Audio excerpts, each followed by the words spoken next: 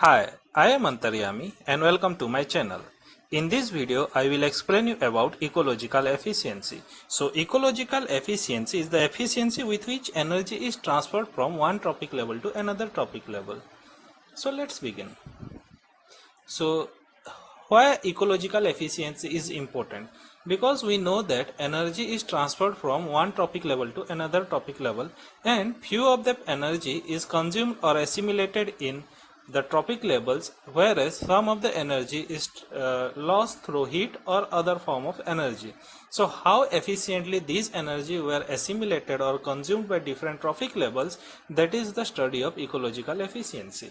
So, ecological efficiency describes the efficiency with which energy is transferred from one tropic level to the next. So, Lindman described ecological efficiency as the ratio of energy assimilated at one tropic level to that of assimilated at the preceding tropic level. So, ecological efficiency is a combination of several related efficiency that describes resource utilization and the extent to which resources are converted into the biomass. So, these ecological efficiency can better explained or better described with the help of consumption efficiency, assimilation efficiency and production efficiency. So, what is consumption efficiency, or it is also known as exploitation efficiency? So, consumption efficiency is the percentage of energy or biomass in a trophic level that is consumed by the next higher trophic level. So, how much energy is consumed by the next trophic level from the preceding trophic level is the consumption efficiency. So, consumption efficiency can be calculated as consumed energy divided by net production energy of the next trophic level. So, the formula for consumption efficiency is In by Pn minus 1, where Pn minus 1 is the total productivity available at one tropic level that is actually consumed or ingested by a tropic compartment one level up. The consumption efficiency or exploitation efficiency for different animals in different ecosystems also varies. For example, consumption efficiency in terrestrial herbivores are very low, reflecting either difficulties of utilization of plant material or low herbivory densities. That's why most of the biomass of, in terrestrial ecosystem are not consumed by the herbivores. Whereas in aquatic ecosystem usually have higher consumption efficiency compared to terrestrial ecosystem because higher production of ectotherms and producers like the algae are lacking lignin. Now, assimilation efficiency. So the assimilated portion of food ingested is that which is absorbed through gut wall and taken off into the animal's tissue, with rest of the food ingested as feces. That is how much of the ingested and how much is utilizing for the production of animal tissue is the assimilation efficiency, with rest of the food ingested as feces.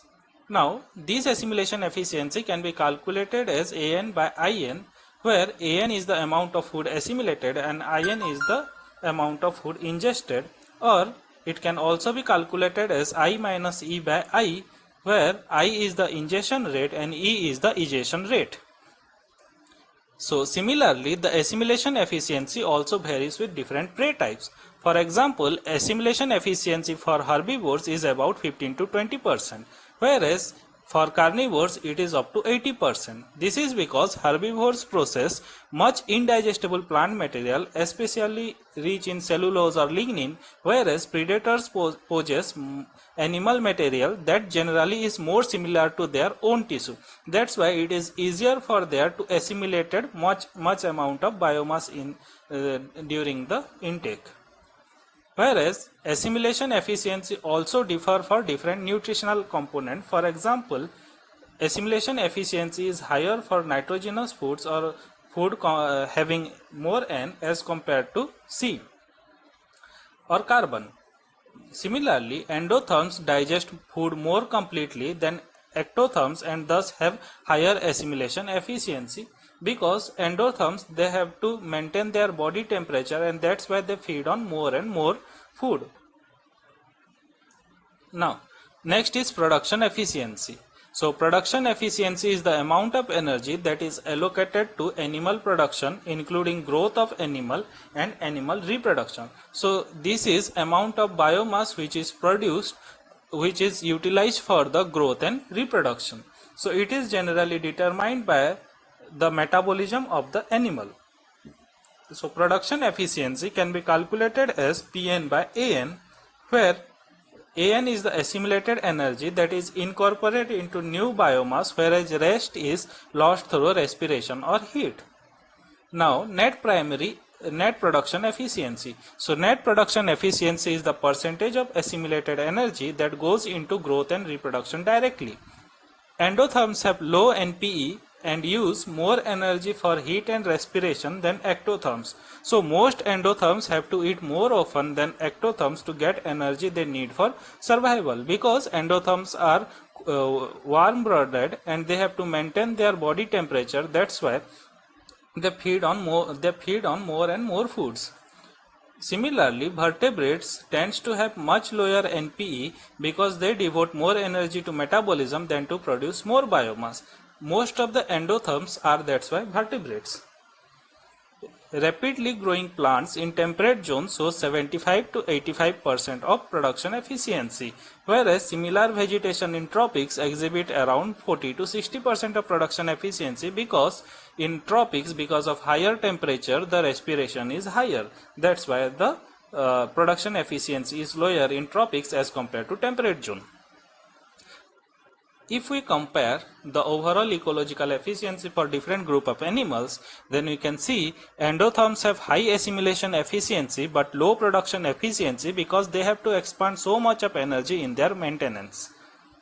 Whereas ectotherms have low assimilation efficiency but high production efficiency, as they put more energy to growth and reproduction, as compared to endotherms, where more of the energy is utilizing for the maintenance of their body temperature. In aquatic animals, they have relatively higher production efficiency as compared to terrestrial animals, because most of the aquatic animals are ectotherms, whereas most of the terrestrial animals are endotherms. In general, endothermic animals exhibits a lower ecological efficiency than ectothermic animals, because endotherms uses more energy to maintain their body temperature than ectotherms. I hope this video will help you to understand the concept of ecological efficiency, that is, how efficiently the food is become consumed, assimilated and produced into new biomass in different animals in different ecosystems. So thank you for watching my video, and please like, subscribe and share my video for further updates and new concepts in ecology, as well as any other topics related to preparation of CSIR NET. Thank you.